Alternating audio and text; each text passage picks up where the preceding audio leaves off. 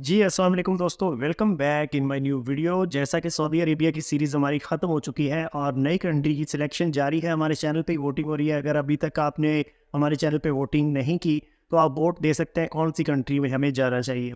Saudi Arabia के वीज़ों के मुतालिक काफ़ी सारे दोस्तों के क्वेश्चन थे, कौन-कौन से डॉक्यूमेंट्स चाहिए, कैसे वीज़ा अप्लाई करें, इसकी कितनी फ़ीस होती है, उम्रा वीज़ा हो गया, टूरिस्ट वीज़ा, वर्क वीज़ा। तो मैंने सोचा इस पे डिटेल के साथ एक वीडियो की सूरत में आपको इन्फॉर्मेशन दे दी जाए। इसके बाद फ़्लाइट टिकट के फ़्लाइट हमें कितने की पड़ेगी, वहाँ पे टोटल रेंट्स क्या है, वहाँ पे रेस्टोरेंट में खाना कितने का मिल जाता है, वहाँ पे ट्रांसपोर्ट का क्या निज़ाम है।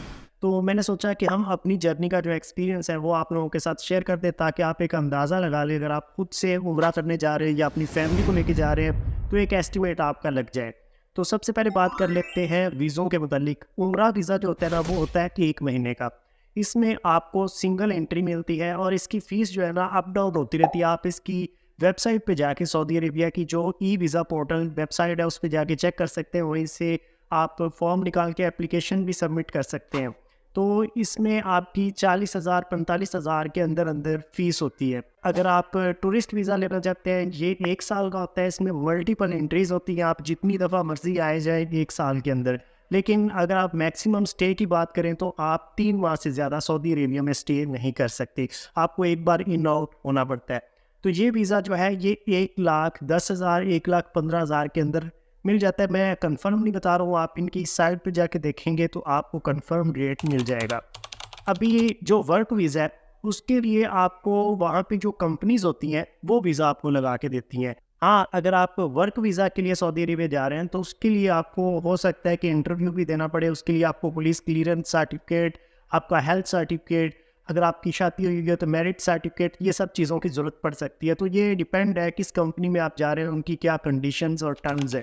जब आप कंपनी के थ्रू वहाँ पे चले जाते हैं, तो उसके बाद आपने अपना अकामा जो है उसके लिए अप्लाई करना होता है। अकामा एक कार्ड होता है, बेसिकली जैसे हमारा यहाँ पे नेशनल आईडी कार्ड है, सेम वैसे ही वहाँ पे कि आप किस कंपनी में हैं उसको मेंशन करता है। और ज़्यादातर लोग जो है वहाँ पे शॉप्स पे काम करते हैं, लोगों के घर जाके काम करते हैं, तो उसके लिए आप उन्हीं से डिटेल ले सकते हैं, वो आपके लिए बेटर ऑप्शन रहेगा। अभी बात कर लेते हैं फ़्लाइट की, कि फ़्लाइट टिकट आपको कितने की पड़ेगी। देखिए, ये डिपेंड है कि आप वहाँ पे क्या करने जा रहे हैं। अगर आप वहाँ पे उम्रा करने के लिए जा रहे हैं तो आपको सीधा जद्दा जाना पड़ेगा। अगर आप कराची से फ़्लाइट लेते हैं जद्दा की, तो आपको जाने की जो फ़्लाइट होती है वो 60,000 से 80,000 के दरमियान में मिल जाती है। ये चीपेस्ट फ़्लाइट की बात कर रहा हूँ, महंगी तो इससे भी अबाव निकल जाएगी।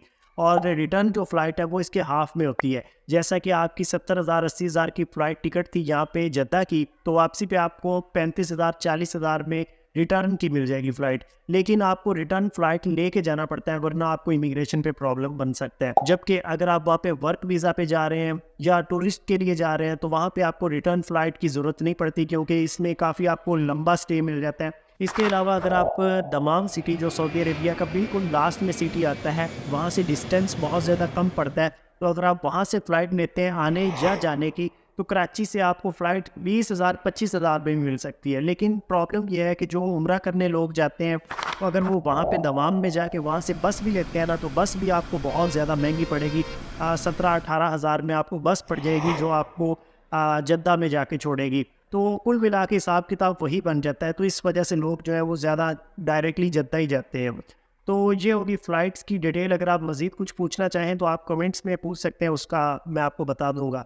बाकी अभी बात कर लेते हैं वहाँ पे खर्चों की, कि वहाँ पे खाने-पीने का कितना खर्चा आ जाता है, रहने का किस सिटी में कितना खर्चा आता है। तो मक्का में अगर आप रहते हैं, मक्का में जैसा कि मैंने व्लॉग में भी आपको दिखाया कि हमने जो कमरा लिया था वो हमें 25 रियाल में पड़ा था।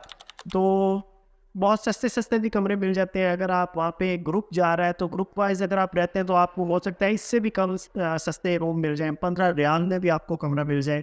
लेकिन मोस्टली आपको वहाँ पे 30 रियाल, 25 रियाल, 35 रियाल तक मक्का में कमरा मिल जाता है।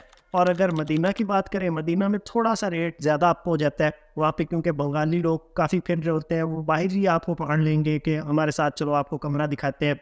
तो ऐसे में वो कमरा आपको पड़ जाता है 80 रियाल में, 70 रियाल में, या अच्छा थोड़ा लेना चाहते हैं तो 100 रियाल में। बस यही रेट्स हैं। और कुछ मदीना में मैंने ऐसे भी लोग देखे हैं जो वहाँ पे एक घर ले लेते हैं किराए पे, और बाद में वहाँ पे लोगों को पकड़-पकड़ के वहाँ पे किराए पे उनको कमरे दे के पैसे कमाते हैं। तो वो लोग जो है वो आपको 50 रियाल में भी कमरा दे सकते हैं। बाकी अगर आप वहाँ पे जा रहे हैं तो आपको वहाँ पे ऑलरेडी होटल बुक करना होता है, उसके लिए आप booking.com से होटल जो है वो सर्च कर सकते हैं। बाकी रही खाने की कि वहाँ पे खाने पीने का क्या निज़ाम है, तो देखिए मैं आपको स्क्रीन पे लिस्ट शो कर रहा हूँ। ये इनके होटल के मेन्यू है, पाकिस्तानी भी होटल मिल जाएंगे, इंडियन होटल भी मिल जाएंगे। वहाँ पे ये उनके रेट चल रहे हैं, 12 रियाल में, 20 रियाल में, 25 रियाल में, 15 रियाल में आपको चीज़ें मिल जाती हैं। और बाज़ होटलों में तो आपको रोटी बिल्कुल फ्री होती है, बस आपने सालन ही लेना होता है। तो देखा जाए तो आपका एक वक्त का जो खाना है ना, वो 20, 25, 30 रियाल के अंदर अंदर एक टाइम का आपका वहाँ पे खाना होता है। अगर आप वहाँ पे कुछ ज़्यादा लोग हैं तो आपका इससे भी कम हो सकता है। अब जो चीज़ें मैं आपको बता रहा हूँ ये आप नोट करते जाइए ताकि आपको आसानी हो जाएगी कुल कैलकुलेशन निकालने की कि आपका वहाँ पे कितना खर्चा आने वाला है। अगर आप मक्का से मदीना या मदीना से मक्का आते हैं तो सऊदी गवर्नमेंट की तरफ से काफ़ी रियायत है बसों के किरायों में, कि आपको बाकी सिटीज़ तो काफ़ी महंगी लगेंगी, लेकिन ये जो डिस्टेंस है इसमें अगर आप सफ़र करते हैं तो आपका किराया जो है 30 रियाल से 40 रियाल आएगा। बसों का VIP लग्जरी बसों में भी आपको इतना किराया देना पड़ेगा। तो 30-40 रियाल में आप मक्का से मदीना, मदीना से मक्का आ सकते हैं। बाकी रही ज़ियारतों की बात, तो मक्का की ज़ियारतें जो हैं उसके लिए आप स्पेशल टैक्सी भी अगर करवाते हैं तो वो भी आपसे किराया लेंगे सिर्फ 50 से 60 रियाल या 80 रियाल। उसमें ओवरऑल मक्का की जितनी भी ज़ियारतें हैं वो सब आपको करवाई जाएंगी। और रही मदीना की बात, तो मदीना में वहाँ पे गाड़ियाँ लगी होती हैं जो सबसे, अगर आप सस्ते में ज़ियारतें करना चाहते हैं तो 10 रियाल में, और 80 रियाल में वो डबल पोर्शन वाली जो बस होती है उसमें बिठा के आपको VIP तरीके से वो ज़ियारतें करवाते हैं। और अगर आप स्पेसिफिक अपनी एक गाड़ी ले जाना चाहते हैं तो वो आप वहाँ पे किसी टैक्सी ड्राइवर से बात कर सकते हैं, वो भी ज़्यादा से ज़्यादा आपको 150 रियाल तक पड़ जाएगी। आपकी अपनी गाड़ी सारा दिन वो लेके आप चलते रहें। और एक चीज़ मैं आपको बता दूँ, कैसे आप सबसे सस्ते में उम्रा कर सकते हैं। अगर मैं आपको बताऊं कि आप 1 लाख या 1,20,000 में उम्रा कर सकते हैं तो आप एकदम से शॉक्ड हो जाएंगे कि मतलब ऐसे कैसे, लोग तो हमसे एजेंट इतने इतने पैसे लेते हैं तो इतने में हम कैसे कर सकते हैं। जी हाँ भाई, आप इतने में उम्रा कर सकते हैं। देखिए मैं आपको बताता हूँ कैसे। एक वीज़ा होता है ट्रांजिट वीज़ा, जो आप किसी भी कंट्री से गुजर के दूसरी कंट्री में जाने के लिए वीज़ा लेते हैं। तो इसमें सऊदी अरेबिया आपको 4 दिन देता है और ये वीज़ा आपको 5 से 6 हज़ार में मिल जाएगा। इस वीज़े के थ्रू आप वो जो 4 दिन है उनमें उम्रा भी कर सकते हैं, उनमें घूम फिर भी सकते हैं, ज़ियारतें भी कर सकते हैं और वापस आ सकते हैं। और इसमें आपका इंतहाई कम खर्चा आएगा। कैसे?